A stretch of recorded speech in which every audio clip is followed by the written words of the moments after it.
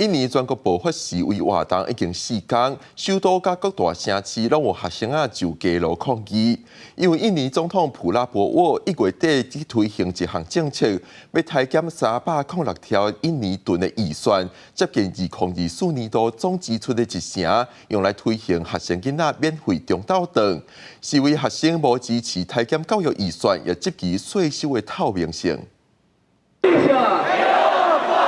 示威学生举着黑暗印尼的海报、小链啊，甲警方设立空军的障碍物塞岛，踮印尼首都雅加达的大路顶示威。印尼全国的示威已经连续第4天，几落成为穿黑衫的大学生，20继续抗议总统普拉博沃伫1月底杀的免费营养午餐政策。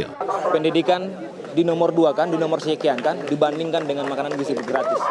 Bagi kami, ini adalah kekonyolan daripada negara, kebijakan negara. Itu poin tuntutan utama yakni pendidikan kami atau kesehatan bagi masyarakat luas itu dipangkas hanya karena MBG yang masih belum merata sampai hari ini begitu. 普拉博沃伫1月底减少306条印尼盾，差不多代表6100多亿的预算，来杀去竞选时阵答应的学生囡仔免费营养午餐。示威学生不满大规模减少教育预算，担心可能影响学生的权益，叫政府重新评估政策。也质疑税收的情形无够透明，同时要求普拉博沃解决侵犯人权的问题，反对伫咧新政府内面，我看到前总统祖克辉影响的乌影。Saudara-saudara meminta beberapa poin. Sore hari ini saya nyatakan bahwa kami pemerintah dengan tangan terbuka akan menerima tuntutan ini dan mempelajarinya.